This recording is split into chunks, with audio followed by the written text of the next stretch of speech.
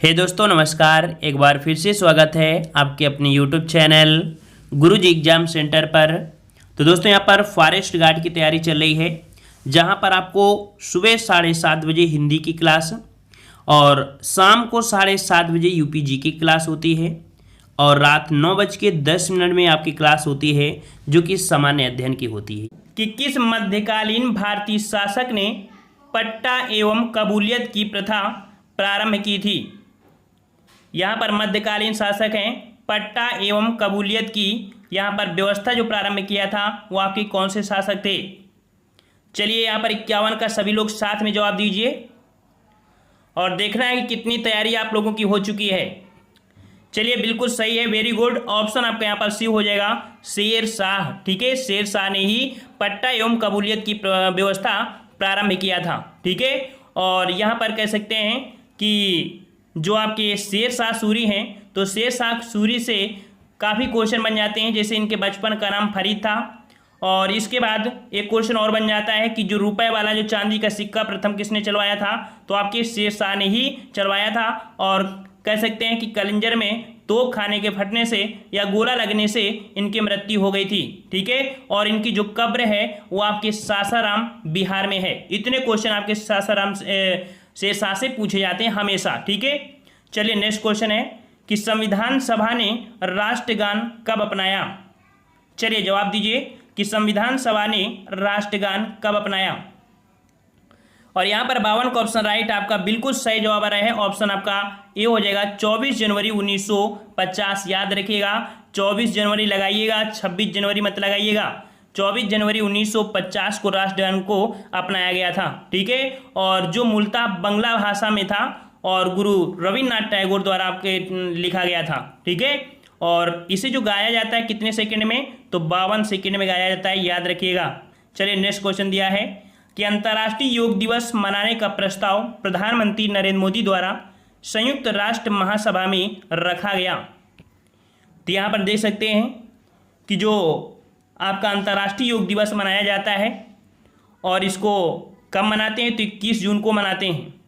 और ये जो महासभा में रखा गया था तो आपके 69वें, अर्थात ऑप्शन आपका यहाँ पर बी हो जाएगा, 69वें अधिवेशन में इसे रखा गया था, याद रखिएगा। ठीक है, और नेक्स्ट क्वेश्चन आपसे अगला पूछा गया यहाँ पर कि पुराणों की संख्या है, बिल्कुल इजी क्वेश्चन है कि पुराणों की संख्या कितनी है यहाँ पर। और यहाँ पर बिल्कुल सही जवाब हो जाएगा, ऑप्शन आपका यहाँ पर सी हो जाएगा 18। ठीक है, 18 है। और बात आती है कि पुराणों की रचना किसने की है। पुराण की रचना किसने किया है, तो लोमहर्ष एवं उनके पुत्र थे उग्रश्रवा। ठीक है, उग्रश्रवा ने किया था, तो यहाँ पर ऑप्शन आपका सी हो जाएगा। नेक्स्ट क्वेश्चन आपका है कि भाखड़ा नागल बांध निम्नलिखित में से किस नदी पर बना हुआ है। किस नदी पर बना हुआ है, बिल्कुल सही जवाब है, ऑप्शन राइट आपका हो जाएगा बी नंबर, सतलज नदी पर। और याद रखिएगा कि सतलज नदी जो आपकी है, अर्थात कह सकते हैं इस पर जो आपका बना हुआ परियोजना है, ये देश की सबसे बड़ी बहुउद्देशीय परियोजना है। ठीक है, बहुउद्देशीय परियोजना कैसी, सबसे बड़ी परियोजना है। नेक्स्ट क्वेश्चन है कि अमीर खुसरो निम्नलिखित में से किसके शासनकाल से संबंधित थे। यहाँ से क्वेश्चन, अर्थात ये क्वेश्चन आपका बहुत पूछा जाता है। तो अमीर खुसरो का जो मूल नाम था वो मोहम्मद हसन था। क्या नाम था, मोहम्मद हसन था। और ये मध्यकालीन भारत के महान कवि थे, और ये थे आपके ऑप्शन राइट ए नंबर, अलाउद्दीन खिलजी। ठीक है, अलाउद्दीन खिलजी के थे, और इन्हें भारत का तोता के नाम से जाना जाता था। ठीक है, क्या कहा जाता था, भारत का तोता किसे कहते थे, तो आपके अमीर खुसरो को। ठीक है, और इसके बाद यहाँ पर नेक्स्ट क्वेश्चन दिया गया है कि नागार्जुन सागर बांध भारत के किस राज्य में स्थित है। चलिए जवाब दीजिए, नागार्जुन सागर बांध भारत के किस राज्य में स्थित है। 57 का सही जवाब हो जाएगा, ऑप्शन राइट यहाँ पर बी नंबर, आपके आंध्र प्रदेश में। ठीक है, आंध्र प्रदेश के एक जगह पड़ती है नालगोंडा जनपद। ठीक है, जो कि कृष्णा नदी पर आपका बना हुआ है। ठीक है, अगला क्वेश्चन यहाँ पर है कि अलास्का निम्नलिखित में से किस देश का हिस्सा है। अलास्का निम्नलिखित में से किस देश का हिस्सा है, 58 नंबर। और यहाँ पर अलास्का जो कि याद रखिएगा संयुक्त राज्य अमेरिका का हिस्सा है। ठीक है, ऑप्शन आपका बी हो जाएगा, संयुक्त राज्य अमेरिका का ये हिस्सा है। ठीक है, और उत्तरी अमेरिका की सबसे ऊंची चोटी की अगर बात करें तो मैकिनले, ठीक है, जो कि एक सक्रिय ज्वालामुखी है, इसी अलास्का में ही स्थित है। अगला क्वेश्चन है कि प्रोटीन के पाचन में सहायक एंजाइम है, प्रोटीन के पाचन में सहायक एंजाइम बताइए कौन सा है। तो यहाँ पर आपका सही जवाब हो जाएगा ऑप्शन सी हो जाएगा ट्रिप्सिन, ठीक है। ट्रिप्सिन जो कि एक प्रकार का एंजाइम है जो कि प्रोटीन के पाचन में सहायक होता है, ठीक है। और ये जो एक परिवर्तन होता है कि प्रोटीन एवं पेप्टोन्स को पॉलीपेप्टाइड तथा अमीनो अम्ल में परिवर्तित कर देता है, इसलिए कह सकते हैं पाचन क्रिया आपकी होती रहती है। अगला क्वेश्चन है कि मांसपेशियों में निम्नलिखित में से किसके एकत्र होने से थकान होती है। मांसपेशियों में किसके एकत्र होने से थकान महसूस होती है, और ये भी क्वेश्चन आपका हमेशा पूछा जाता है। बिल्कुल सही जवाब है ऑप्शन ए हो जाएगा लैक्टिक अम्ल, ठीक है। लैक्टिक अम्ल एकत्र हो जाता है जिसके कारण थकान महसूस होती है, ठीक है। और थकान और व्यायाम के बाद मांसपेशियों में दर्द का कारण बनता रहता है। नेक्स्ट क्वेश्चन है कि इंद्रधनुष में कितने रंग होते हैं। इंद्रधनुष में कितने रंग होते हैं, तो यहाँ पर जवाब हो जाएगा ऑप्शन डी 7 रंग होते हैं, ठीक है। 7 रंग होते हैं, बताने की जरूरत नहीं, आप सबको पता है, ठीक है ना। चलिए नेक्स्ट क्वेश्चन का आते हैं। क्वेश्चन आपसे अगला है कि भारतीय विज्ञान संस्थान कहाँ स्थित है। भारतीय विज्ञान संस्थान कहाँ स्थित है, 65 का जवाब दीजिए। और 62 का ऑप्शन राइट आपका सही जवाब हो जाएगा आपका ए नंबर, आपके बेंगलोर में, ठीक है। कहाँ पर स्थित है, बेंगलोर में स्थित है। और इस संस्थान ने कह सकते हैं कि संगणन, अंतरिक्ष, नाभिकीय प्रौद्योगिकी आदि के क्षेत्रों में उल्लेखनीय योगदान दिया है, ठीक है। नेक्स्ट क्वेश्चन दिया है कि महात्मा गांधी द्वारा चलाया गया प्रथम जन आंदोलन था। यहाँ पर देख सकते हैं प्रथम जन आंदोलन, और प्रथम जन आंदोलन जो था यह आपका था असहयोग आंदोलन, ठीक है। असहयोग आंदोलन ऑप्शन आपका यहाँ पर हो जाएगा ए नंबर, जो कि आपकी 1920 से, ठीक है, कब से 1920 से 1922 तक आपका ये चलाया गया था, ठीक है। और इसके बाद नेक्स्ट क्वेश्चन पूछा गया है कि भारत का सर्वप्रथम राष्ट्रीय उद्यान निम्नलिखित में से कौन सा है। भारत का सर्वप्रथम, साथियों भारत का पूछा है यहाँ पर, और भारत का सर्वप्रथम जो आपका राष्ट्रीय उद्यान था वो था ऑप्शन डी कार्बेट राष्ट्रीय उद्यान। कार्बेट राष्ट्रीय उद्यान जो कि उत्तराखंड में नैनीताल के नज़दीक स्थित है, आपके रामनगर में, ठीक है। और यहाँ पर कह सकते हैं इस उद्यान को वर्तमान में जो नाम दिया गया है वो आपको 1957 में दिया गया था, जो वर्तमान इसका नाम है, ठीक है। नेक्स्ट क्वेश्चन दिया है कि भूमध्य रेखा निम्नलिखित में से किस देश से होकर नहीं गुजरती है। भूमध्य रेखा, और भूमध्य रेखा यहाँ पर याद रखिएगा कि ये मैक्सिको से नहीं गुजरती है। ऑप्शन आपका बी हो जाएगा मैक्सिको। अब यहाँ पर समझ लीजिए थोड़ा सा, तो आपको लोकेशन पता चल जाएगा कि ये बीचों बीच आपकी भूमध्य रेखा है। यहाँ पर लगभग आपका भारत है जो कि 23.5 आपकी कर्क रेखा आपकी गुजरती है। यहाँ मकर रेखा जो आपका उत्तरी अमेरिका है, तो उत्तरी अमेरिका यहाँ पर, ठीक है, ये दक्षिणी अमेरिका, ये उत्तरी अमेरिका, तो यहाँ पर आपका मैक्सिको है। इस कारण देख सकते हैं कि भूमध्य रेखा आपकी उसमें नहीं गुजरती है, लगभग कर्क रेखा के पास में आता है। तो ऑप्शन आपका हो जाएगा बी नंबर। नेक्स्ट क्वेश्चन दिया गया है, कह रहा है निम्नलिखित में से कौन सा श्वेत क्रांति से संबंधित है। श्वेत क्रांति, श्वेत क्रांति से संबंधित यहाँ पर आपका जो है सही जवाब यहाँ पर बिल्कुल आ रहे हैं, ऑप्शन बी हो जाएगा यहाँ पर वर्गीज कुरियन, ठीक है। वर्गीज कुरियन है, याद रखिएगा, ठीक है।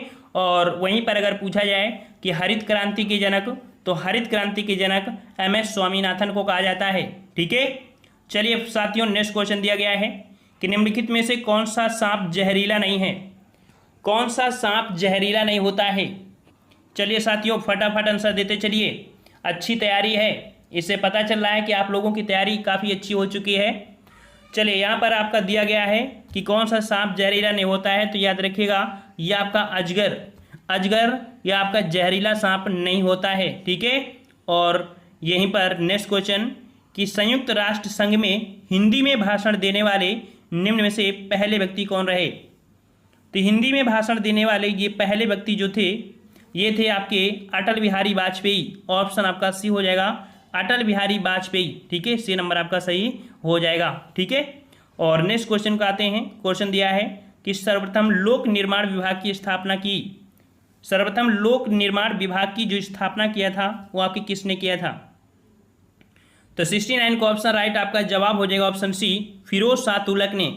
फिरोज शाह तुगलक जो कि सल्तनत काल में था, सर्वप्रथम लोक निर्माण विभाग की स्थापना तुगलक वंश के शासक थे आपकी फिरोज शाह तुगलक, ठीक है। और फिरोज शाह तुगलक ने कई ऐसे कार्य किए जैसे नहरों का जाल बिछाया, फिरोज शाह कोटला जो कि दिल्ली में एक मैदान है उसको भी बसाया, ठीक है। तो काफ़ी ऐसा काम किया फिरोज शाह तुगलक ने। और जो आपकी कुतुब मीनार है उसकी 5वीं मंजिल की मरम्मत भी करवाने का श्रेय भी इसको जाता है। नेक्स्ट क्वेश्चन है कि प्रत्येक सूर्य ग्रहण होता है, प्रत्येक सूर्य ग्रहण होता है, तो बताना है यहाँ पर प्रत्येक सूर्य ग्रहण जो होता है वो आपके कब होता है, 70 का जवाब। तो याद रखिए सूर्य ग्रहण जो होता है वो अमावस्या के दिन होता है, ठीक है। और चंद्र ग्रहण जो होता है वो पूर्णिमा में होता है, ठीक है। तो पूर्णिमा आपको रात में होती है अर्थात पूर्णिमा आपका चंद्र ग्रहण, और अमावस्या आपको दिन में अर्थात यहाँ पर कह सकते हैं आपका सूर्य ग्रहण। मैक्सिमम आपको यही देखने को मिलते हैं। अगला क्वेश्चन है कि पानीपत का तीसरा युद्ध, यहाँ पर देखिए साथियों पानीपत का तीसरा युद्ध पूछा गया है, ठीक है। और यहाँ पर कह सकते हैं कि 1526 में पहला लड़ा गया था, 1556 में दूसरा लड़ा गया, और तीसरा जो लड़ा गया वो 1761 में, ठीक है 1761 में। और ऑप्शन आपका जवाब हो जाएगा कौन सा, यहाँ पर देखो डेट अब दे दिया है 1761 और 1761, तो सही जवाब हो जाएगा 14 जनवरी, ऑप्शन सी हो जाएगा 14 जनवरी 1761 को। नेक्स्ट क्वेश्चन है कि मानसून शब्द की उत्पत्ति हुई है, मानसून शब्द की उत्पत्ति जो हुई है वो किससे हुई है, किस भाषा से हुई है। चलिए 72 का ऑप्शन राइट आपका सही जवाब हो जाएगा ए नंबर, या आपकी अरबी भाषा से हुई है, ठीक है अरबी भाषा से हुई है, ठीक है। और यहाँ पर नेक्स्ट क्वेश्चन आपसे अगला पूछा गया है कि भारतीय संविधान की प्रस्तावना में समाजवादी शब्द किस संशोधन द्वारा लाया गया था। तो समाजवादी शब्द जो लाया गया था ये लाया गया था आपके ऑप्शन बी हो जाएगा, 42वें संविधान संशोधन के तहत इसे लाया गया था, ठीक है। और समाजवादी शब्द यहाँ पर जोड़ा गया था, ठीक है 1976 में। नेक्स्ट क्वेश्चन है कि प्रथम पंचवर्षीय योजना का प्रारंभ हुआ था, प्रथम पंचवर्षीय योजना का प्रारंभ यहाँ पर बताना है कब हुआ था। चलिए साथियों फटाफट दीजिए जवाब। तो यहाँ पर बिल्कुल सही जवाब है ऑप्शन राइट, यहाँ पर आपका ये हो जाएगा 1951 से 1952 में किया गया था। और इस पंचवर्षीय योजना का जो उद्देश्य था वो कृषि को विकास देना था, ठीक है कृषि को विकास देना था, याद रखिएगा। नेक्स्ट क्वेश्चन है कि इनमें से कौन सा कंप्यूटर हार्डवेयर नहीं है, इनमें से कौन सा कंप्यूटर हार्डवेयर नहीं है। तो हार्डवेयर की बात होती है, देखो हार्डवेयर मतलब होता है जिसे हम लोग छू लें उसे हार्डवेयर, और जिसे छू ना सकें उसे सॉफ्टवेयर कहते हैं। तो यहाँ पर कंप्यूटर हार्डवेयर नहीं है, तो यहाँ पर माउस है, प्रिंटर है, मॉनिटर है, लेकिन एक्सेल ये एक सॉफ्टवेयर है। 75 का ऑप्शन डी हो जाएगा, ठीक है। ये आपका क्या है एक एक्टिव फाइल आदि अर्थात एक्सेल जो आपका है सॉफ्टवेयर कहेंगे। अगला है कि भोपाल गैस त्रासदी कब हुई थी, भोपाल गैस त्रासदी। और यहाँ पर देख सकते हैं भोपाल गैस त्रासदी जो आपकी हुई थी ये आपकी 2 से 3 दिसंबर 1984 में हुई थी, ठीक है। और एक पूछा जाता है कि इसमें से कौन सी गैस का रिसाव हुआ था, तो यूरेनियम कार्बाइड, ठीक है यूरेनियम कार्बाइड से मिथाइल आइसोसाइनाइड गैस की रिसाव के कारण हजारों लोगों की आपकी जान चली गई थी, ठीक है मिथाइल आइसोसाइनाइड। नेक्स्ट क्वेश्चन है इंकलाब जिंदाबाद का नारा किससे संबंधित है, इंकलाब जिंदाबाद का जो नारा दिया था वो किसने दिया था। चलिए साथियों बिल्कुल सही जवाब है ऑप्शन सी हो जाएगा, भगत सिंह ने दिया था, ठीक है आपके भगत सिंह ने दिया था जब मुकदमे की सुनवाई के दौरान, ठीक है क्रांतिकारी इंकलाब जिंदाबाद का नारा लगाते हुए अदालतों में प्रवेश करते थे, ठीक है। अगला क्वेश्चन यहाँ पर दिया गया है कि प्रकाश वर्ष है, प्रकाश वर्ष। और यहाँ पर देख सकते हैं कि जो प्रकाश वर्ष होता है वो क्या होता है, प्रकाश वर्ष वह दूरी है जो प्रकाश एक वर्ष में तय करता है। तो ऑप्शन आपका यहाँ पर बी हो जाएगा, वह दूरी जो प्रकाश एक वर्ष में तय करता है उसे प्रकाश वर्ष कहा जाता है। और एक प्रकाश वर्ष बराबर होता है 9.46 इंटू 10⁻15 मीटर, ठीक है।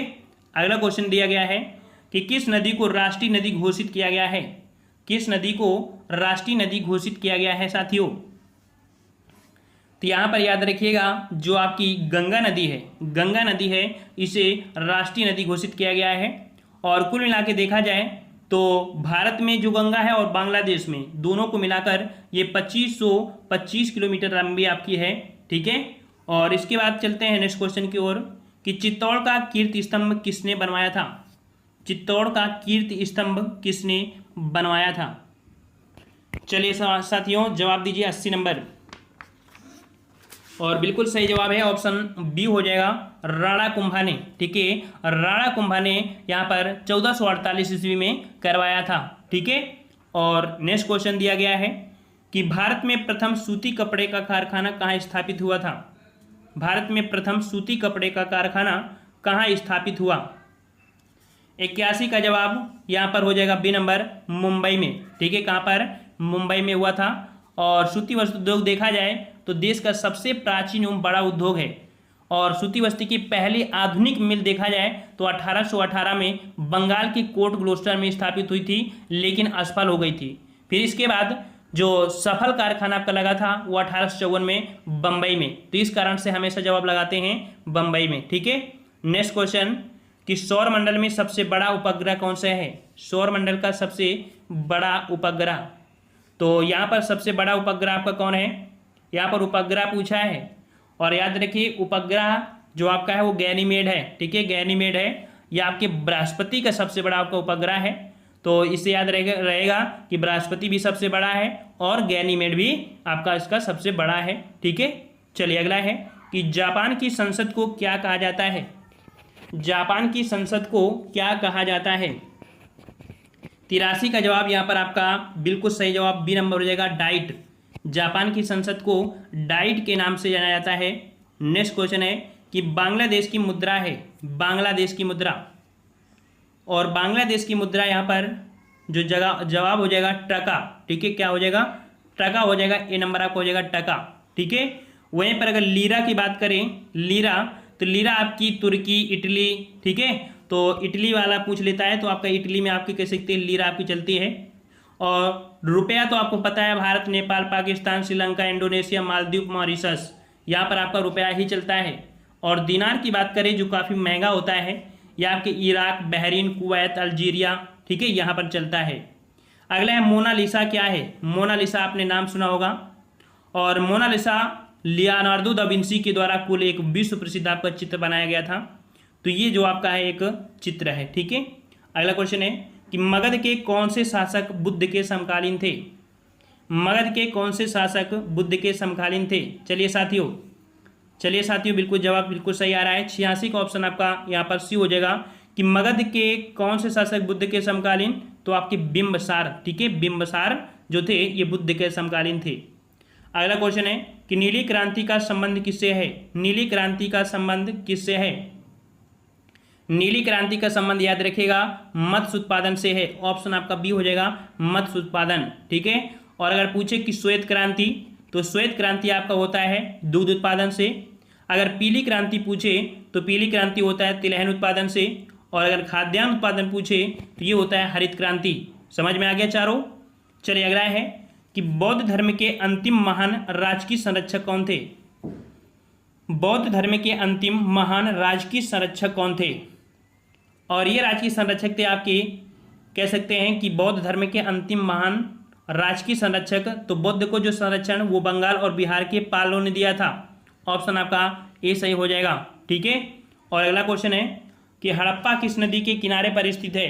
हड़प्पा किस नदी के किनारे स्थित है? 89 का जवाब, और 89 का ऑप्शन राइट आपका यहाँ पर बी हो जाएगा। हड़प्पा आपके रावी नदी के किनारे आपका बसा हुआ है। एक जिला आपका है मांटो गोमरी जिला। ठीक है, जो रावी नदी के बाएं तट पर आपका स्थित है। और इसकी खोज आपकी दयाराम साहनी ने किया था। ठीक है, चलिए नेक्स्ट क्वेश्चन कि किस गवर्नर ने भारत में पहली बार सिविल सेवाएं शुरू की थी? किस गवर्नर ने भारत में पहली बार सिविल सेवाएं शुरू की थी? 90 का जवाब देना है, 90 का जवाब देना है यहाँ पर। और सही जवाब क्या हो जाएगा आपका? बिल्कुल सही जवाब आ रहा है, ऑप्शन आपका ये हो जाएगा लॉर्ड कॉर्नवालिस। लिखे, लॉर्ड कॉर्नवालिस, जिसका कह सकते हैं कि भारत में पहली बार 1793 ईस्वी में सिविल सेवा अर्थात नागरिक सेवा प्रारंभ किया था। और इसे सिविल सेवा का जन्मदाता कहा जाता है। बहुत बार क्वेश्चन पूछा गया है, आपके हाई लेवल तक ये क्वेश्चन पूछा जाता है। अगला है दीन ए इलाही बनाने का मूल उद्देश्य क्या था? देखो, दीन ए इलाही धर्म की शुरू किया था आपके अकबर ने शुरू किया था। और इसका बनाने का जो मूल उद्देश्य था वो विश्व बंधुत्व था। ठीक है, विश्व बंधुत्व, ऑप्शन आपका यहाँ पर ए सही हो जाएगा। ठीक है, चलिए नेक्स्ट क्वेश्चन आपसे अगला पूछा है कि संसद के दोनों सदनों का संयुक्त सत्र कौन बुला सकता है। यहाँ पर देखो क्वेश्चन हमेशा पूछा जाता है बुलाना या आवाहन करना, तो बुलाना और आवाहन करना ये आपके राष्ट्रपति करते हैं। 52 का ऑप्शन राइट आपका ए हो जाएगा। और इसकी अध्यक्षता की बात करें तो संयुक्त सत्र की अध्यक्षता करते हैं लोकसभा के अध्यक्ष। ठीक है, लोकसभा के अध्यक्ष। एक क्वेश्चन और आपसे पूछा जाता है कि लोकसभा को भंग करने का अधिकार किसको है। लोकसभा को भंग करने का अधिकार किसको है, तो आपके राष्ट्रपति को है, याद रखिएगा। अगला क्वेश्चन है कि ज्ञानपीठ पुरस्कार किस क्षेत्र वालों को दिया जाता है। ज्ञानपीठ पुरस्कार किस क्षेत्र वालों को दिया जाता है, तो याद रखिए हिंदी साहित्य का, भारतीय हिंदी साहित्य का दिए जाने वाला सर्वोच्च पुरस्कार है। और यहाँ पर आपका जवाब आपका ये हो जाएगा साहित्य। ठीक है, साहित्य में है। भारत का कोई भी नागरिक हो जो 8वीं सूची में बताई गई 22 भाषाओं में लिखा हुआ हो, किसी भाषा में लिखा हो, वो इस पुरस्कार की योग्य माना जाता है। ठीक है, और इसमें से 11 लाख रुपए दिया जाता है और वाग देवी की कांस्य प्रतिमा दी जाती है। अगला क्वेश्चन है इन्हें क्या है, इन्हें क्या है। चलिए इसका फुल फॉर्म कभी कभी पूछ लेता है। इसका फुल फॉर्म होता है electronic numerical integrator and computer. मतलब यह एक प्रकार का क्या होता है, प्रथम सामान्य प्रयोजन के लिए इलेक्ट्रॉनिक कंप्यूटर है। ऑप्शन आपका बी हो जाएगा, एक इलेक्ट्रॉनिक कंप्यूटर है, बी नंबर। नेक्स्ट क्वेश्चन दिया जा रहा है, कह रहा आपसे यहाँ पर कि कोयले की खदानों में प्रायः विस्फोट करने वाली गैस कौन सी है। देखिए जो आपकी कोयले की खदान होती है तो उसको तोड़ने के लिए विस्फोट किया जाता है, और इस विस्फोट में जो आपकी कह सकते हैं जो होता है उसका प्रयोग किसका करते हैं, तो ये आपके मीथेन का प्रयोग करते हैं। ठीक है, मीथेन का प्रयोग करते हैं जो कि आपके तालाबों, रुके पानी, दलदली स्थानों आदि में निकलता रहता है। ठीक है, जो आपकी मीथेन गैस होती है। अगला क्वेश्चन है कि मौलाना आज़ाद तालीम ए बालीगान का मुख्य लक्ष्य क्या है। मौलाना आज़ाद तालीम ए बालीगान का मुख्य लक्ष्य क्या है, तो यहाँ पर 96 का ऑप्शन राइट आपका डी हो जाएगा कि मुस्लिम समुदाय की साक्षरता बढ़ाना। मुस्लिम समुदाय की साक्षरता बढ़ाना ये कह सकते हैं इसका है। ठीक है, और अगला क्वेश्चन यहाँ पर दिया है कि निम्नलिखित में से कौन सा बिहार का लोक नृत्य है। बिहार का लोक नृत्य, बिहार का लोक नृत्य पूछा है, और यहाँ पर सही जवाब हो जाएगा ऑप्शन राइट बी नंबर, विदेशिया। ठीक है, विदेशिया बिहार का लोक नृत्य है, जबकि काठी पश्चिम बंगाल का, और उत्तर प्रदेश का नौटंकी है। ठीक है ना, और जो खैवा है, खैवा ये आपके नागालैंड का प्रमुख लोक नृत्य है। चलिए बहुत ही प्यारा प्रश्न आपका है कि उत्तर प्रदेश किस कढ़ाई शैली के लिए विश्व प्रसिद्ध है, और यहाँ पर आपका सही जवाब क्या हो जाएगा। यहाँ पर बिल्कुल सही जवाब है ऑप्शन राइट आपका यहाँ पर हो जाएगा सी नंबर, चिकनकारी। ठीक है, चिकनकारी। यहाँ पर याद रखिए चिकनकारी ये मुर्गा वाली तंदूरी चिकन नहीं है ये। ठीक है ना, चिकनकारी एक कढ़ाई शैली है, ये आपके मुगल काल से शुरू हुई थी, ये आपके वर्तमान में लखनऊ की पहचान बन चुकी है आपकी चिकनकारी। समझ में आ गया ना। चलिए अगला क्वेश्चन है कि BHU किस शहर में स्थित है। BHU किस शहर में स्थित है। बनारस हिंदू यूनिवर्सिटी, BHU, जो कि ऑप्शन आपका यहाँ पर कौन सा हो जाएगा, आपका डी नंबर, वाराणसी में। ठीक है, और इसकी स्थापना कभी कभी पूछ लेता है कि इसकी स्थापना किसने करवाया था, तो आपकी 1916 में। ठीक है, 1916 में आपके मदन मोहन मालवीय द्वारा आपकी की गई थी। ठीक है, और इस विद्यालय को कह सकते हैं कि राष्ट्रीय महत्व का स्थान भी प्राप्त है, राष्ट्रीय महत्व का संस्था कह सकते हैं इसे दर्जा प्राप्त है। चलिए नेक्स्ट क्वेश्चन है कि रामलीला और रासलीला उत्तर प्रदेश में, जो उत्तर प्रदेश के उदाहरण है, रामलीला और रासलीला। रामलीला क्या है और रासलीला क्या है, यहाँ पर क्या है। 58 का जवाब, तो याद रखिए रामलीला जो है वो आपकी लोक नाटक है और रासलीला एक नृत्य शैली है।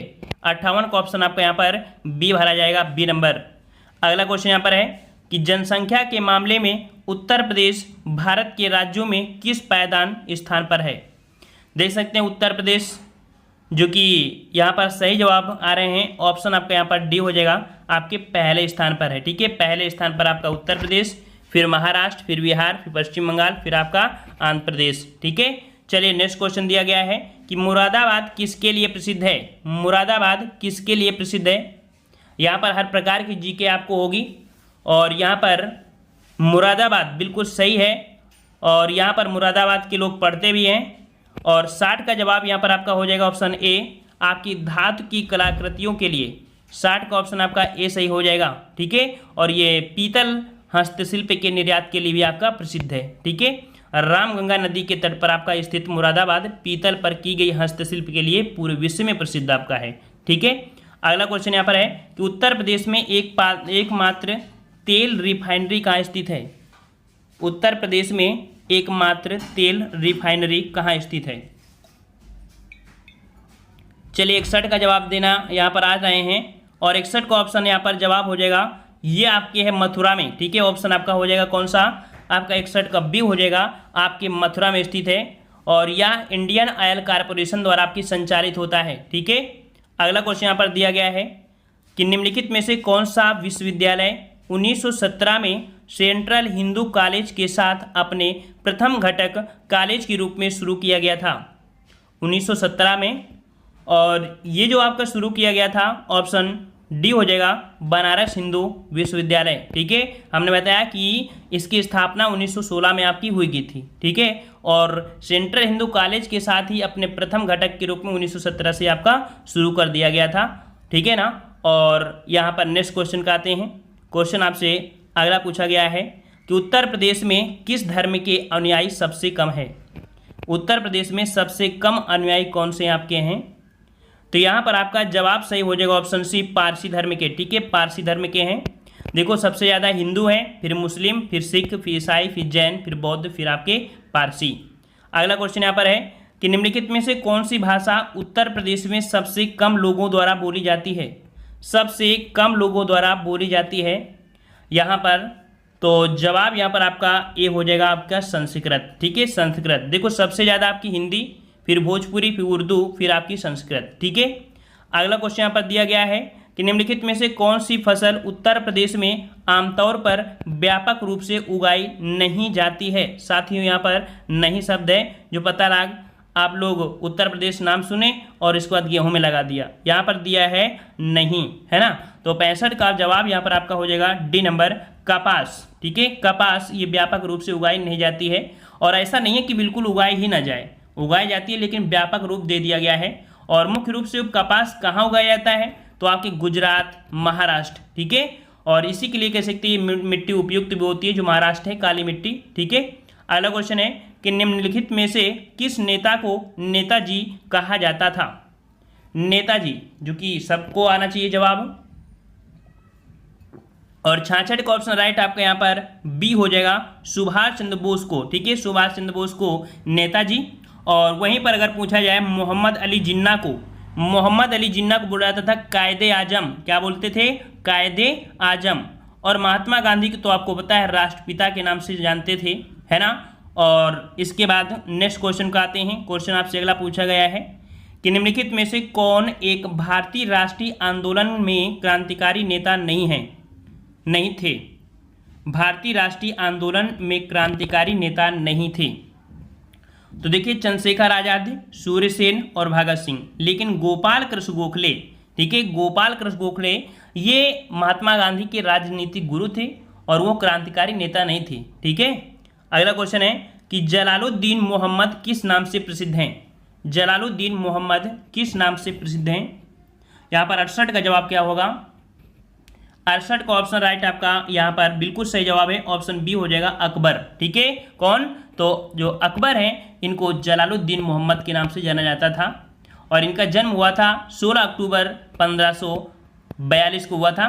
ठीक है, और नेक्स्ट क्वेश्चन का आते हैं। क्वेश्चन आपसे अगला पूछा गया है कि खगोलविद वराह मिहिर और कवि कालिदास किसके दरबार का हिस्सा थे। बहुत ही प्यारा क्वेश्चन है साथियों, सभी लोग जवाब दीजिए यहाँ पर कि खगोलविद वराह मिहिर और कवि कालिदास किसके दरबार के हिस्सा थे। और जवाब हो जाएगा ऑप्शन आपका यहाँ पर 69 का ए नंबर, आपका विक्रमादित्य। अब यहाँ पर अगर आपको ये नहीं पता है कि विक्रमादित्य किसे कहा जाता था तो आप गलती कर सकते हैं। चंद्रगुप्त द्वितीय को, ठीक है, चंद्रगुप्त द्वितीय को, तो ऑप्शन आपका ए सही हो जाएगा। अगला है कि 1917 में चंपारण सत्याग्रह किस राज्य में प्रारंभ किया गया था। आप लोग वीडियो शेयर नहीं करते हो, शेयर के ऑप्शन बिल्कुल से कह सकते हैं शेयर हमारे में बिल्कुल कम आ रहे हैं, आप लोग शेयर नहीं कर रहे हैं। इतने लोग जुड़ जाते हैं तो शेयर भी कर दिया करिए, बाद में अगर आप देखते हैं ऑफलाइन तो भी शेयर कर दीजिए, अपने दोस्तों को शेयर करिए। अगर आप लाभ ले रहे हैं फ्री में और आपको अच्छा लग रहा है तो आपको शेयर करने में कोई दिक्कत नहीं होनी चाहिए, और ज़्यादा से ज़्यादा आप लाइक कर दीजिए तो ज़्यादा ही हेल्प हो जाएगी आपकी।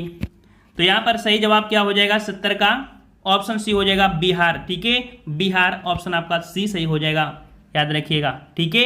और अगला क्वेश्चन यहाँ पर दिया गया है कि अंग्रेजों से आज़ादी के लिए लड़ रहे भारतीयों द्वारा उठाई गई शपथ कि वे सिर्फ भारतीय निर्मित सामानों के रूप में कपड़े का उपयोग करेंगे को आंदोलन कहा जाता है।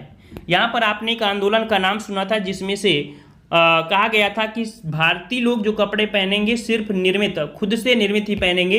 ये एक आंदोलन हुआ था जिसमें से विदेशी कपड़ों को जलाया भी गया था। तो यहाँ पर ये आंदोलन है आपका कौन सा, तो आपका कह सकते हैं कि ये स्वदेशी।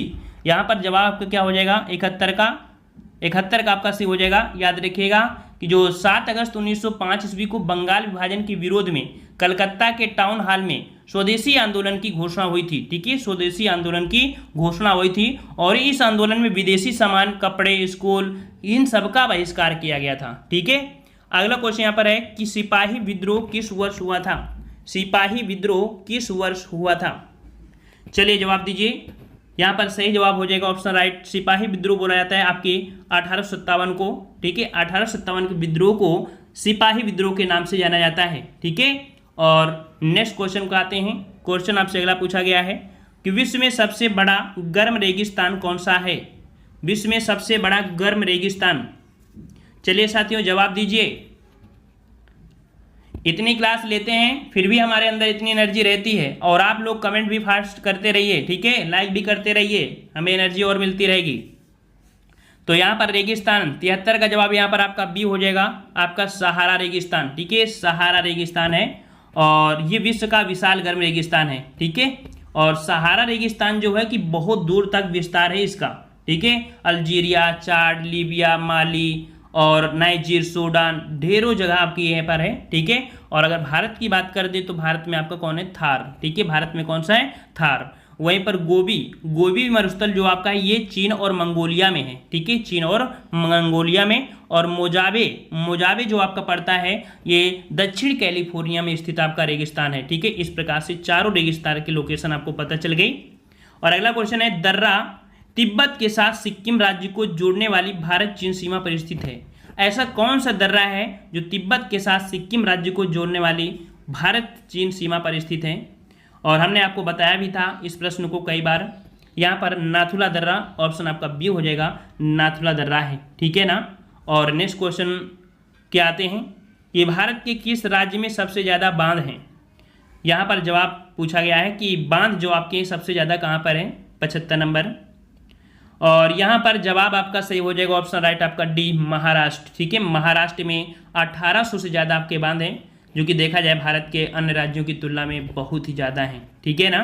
और दूसरे स्थान पर आपका मध्य प्रदेश, फिर आपका गुजरात, ठीक है, इस प्रकार से आते हैं। और अगला क्वेश्चन यहाँ पर दिया गया है कि पृथ्वी का कठोर बाहरी हिस्सा जिसमें क्रस्ट और बाह्य मेटल शामिल हो उसे क्या कहा जाता है। तो पृथ्वी का कठोर बाहरी भाग हो जिसमें क्रस्ट और बाह्यतम मेटल हो उसे हम लोग क्या कहते हैं।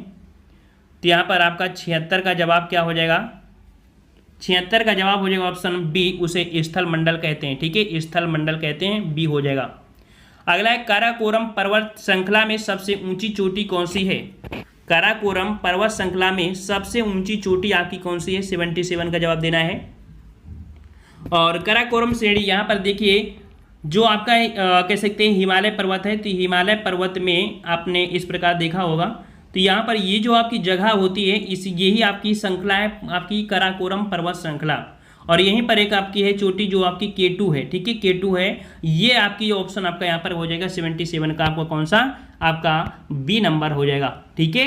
और कह सकते हैं कि जो ये है यहाँ से, तो थोड़ा सा ये गुलाम कश्मीर में आपका चला गया है, अर्थात गुलाम कह सकते हैं ना, बोलते हैं गुलाम कश्मीर है, पाकिस्तान के अंडर में है। तो यहाँ पर वर्तमान में देखा जाए तो ये चोटी आपकी जो है वो आपकी पाकिस्तान के अंडर में है, ठीक है। और अगर भारत की पूछ ली जाए कि वर्तमान में, अगर वर्तमान लगा दिया जाए कि भारत की ऊंची चोटी है, तो आप K2 को मत लगाइएगा, आपकी कंचनजंगा को लगाना, ठीक है, वर्तमान अगर लगा देता है तो, ठीक है। अगला क्वेश्चन है, स्वीडन की राजधानी का नाम क्या है? स्वीडन की राजधानी, यहाँ पर सही जवाब क्या हो जाएगा 78 का? तो स्वीडन की राजधानी स्टॉकहोम है, ठीक है, ऑप्शन आपका ए हो जाएगा स्टॉकहोम, ठीक है। और यहाँ पर स्विट्जरलैंड बर्न, लक्सबर्ग तथा स्पेन की राजधानी मैड्रिड। अगला क्वेश्चन यहाँ पर दिया गया है कि भारत के राष्ट्रपति का कार्यकाल कितने वर्षों का होता है? बिल्कुल इजी क्वेश्चन, भारत के राष्ट्रपति का कार्यकाल कितने वर्षों का होता है? 79। तो याद रखिए ऑप्शन आपका सी हो जाएगा, 5 वर्ष होता है, ठीक है, 5 वर्ष ही तो होता है, ज़्यादा होता है, इतना ही होता है, ठीक है। चलो, किसी नए राज्य के गठन के लिए भारतीय संविधान की किस अनुसूची में संशोधन करने की आवश्यकता होती है? अगर कोई नया राज्य आपको गठन करना है तो ये किस अनुसूची के तहत हम लोग संशोधन करेंगे? तो याद रखिए आपकी प्रथम अनुसूची है, ठीक है, 80 का ऑप्शन बी हो जाएगा, आपकी प्रथम अनुसूची में है। और आपको पता है कि भारत के संविधान में कुल 12 अनुसूचियाँ हैं, ठीक है। तो इस प्रकार से ऑप्शन आपका यहाँ पर बी हो जाएगा, प्रथम हो जाएगा बी। और अगला क्वेश्चन है कि सर्वोच्च न्यायालय के न्यायाधीश पद पर नियुक्ति के पात्र बनने के लिए किसी जज को उच्च न्यायालय के न्यायाधीश के रूप में कितने वर्षों की सेवा आवश्यक होती है? यहाँ पर बोला है कि अगर आपको सुप्रीम कोर्ट का, अगर आपको यहाँ पर कह सकते हैं कि न्यायाधीश बनना है, तो आपको हाई कोर्ट में कितने वर्षों तक आपके जज के पद पर रहना आवश्यक है? तो यहाँ पर 82 का ऑप्शन आपका हो जाएगा आपका बी नंबर, 5 वर्ष, ठीक है, 5 वर्ष वो अगर हाई कोर्ट में जज रहा हो तो वो सुप्रीम कोर्ट का न्यायाधीश बन सकता है। या कह सकते हैं कि 10 वर्ष अगर वो वकील रहा हो, है ना, 10 आपके दिमाग में आ रहा हो ना, तो 10 होता है वो जो वकील होता है, लेकिन 5 वर्ष अगर जज रहा हो तो। अगला क्वेश्चन है कि निम्नलिखित में से कौन सा गांधीवादी दर्शन का हिस्सा नहीं है? गांधीवादी दर्शन का हिस्सा नहीं है, 83 का जवाब देना है। और यहाँ पर 83 का ऑप्शन राइट आपका सही जवाब हो जाएगा ऑप्शन सी नंबर, व्यवसाय, ठीक है, व्यवसाय। अगला क्वेश्चन है कि किस सामाजिक सुधारक और राजनेता को प्यार से बाबा साहेब कहा जाता था? 84 का ऑप्शन राइट आपका बिल्कुल सही है, सी नंबर, अंबेडकर जी को, ठीक है। और अगला क्वेश्चन यहाँ पर है कि भारत की आबादी की औसत आयु सीमा क्या है? भारत की आबादी की औसत आयु सीमा क्या है? तो यहाँ पर 85 का ऑप्शन आपका जवाब हो जाएगा आपका यहाँ पर बी नंबर, 25 से 30 साल, ठीक है, 25 से 30 साल, अर्थात यहाँ पर युवा जो वर्ग है आपका काफ़ी ज़्यादा है, ठीक है। हाँ, अगर क्वेश्चन ये पूछे आपसे कि भारत में विवाह की औसत आयु क्या है, विवाह की औसत आयु भारत में, तब क्या बताएंगे? तब 18 वर्ष न मत बताइएगा, ठीक है। अगर औसत लगा देता है तो औसत आपके भारत में है 22.8 वर्ष, मतलब 22 वर्ष और 8 माह में मैक्सिमम शादियां हो रही हैं, ठीक है, इतने उम्र में, ये आपका औसत है। चलिए अगला है कि 2017 में दर्ज भारत में शहरीकरण की स्थिति क्या है?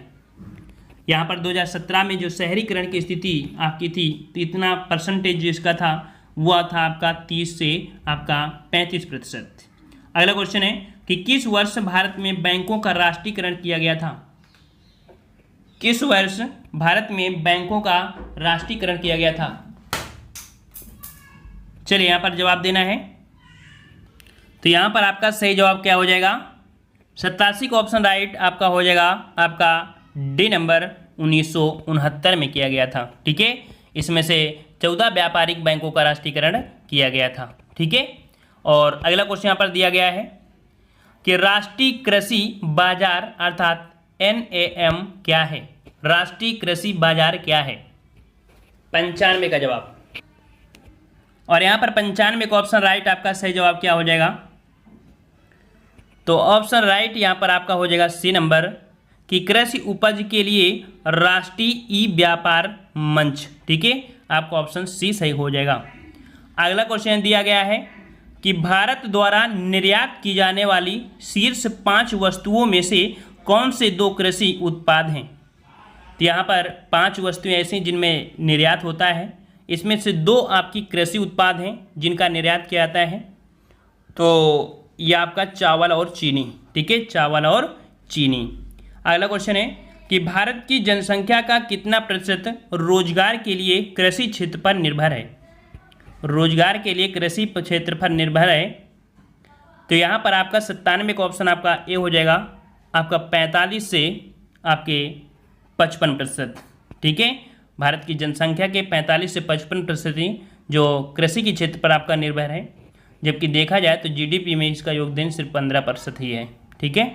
और पहले जो हुआ करता था तो लगभग 70% लोग हुआ करते थे जो कृषि में थे, लेकिन धीरे धीरे अपना देश भी डेवलप कर रहा है, ठीक है।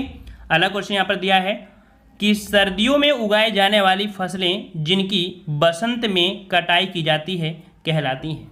अर्थात सर्दियों में उगा ली जाएं और बसंत में काट ली जाए, अर्थात वही आपके फरवरी मार्च में जो काट ली जाती हैं उन्हें हम लोग क्या बोलते हैं, तो उन्हें बोलते हैं रबी की फसल, ठीक है। रबी की फसल ऑप्शन आपका ए हो जाएगा। अगला क्वेश्चन है यहाँ पर कि भारत का पहला राष्ट्रीय खेल विश्वविद्यालय किस राज्य में स्थापित किया गया है।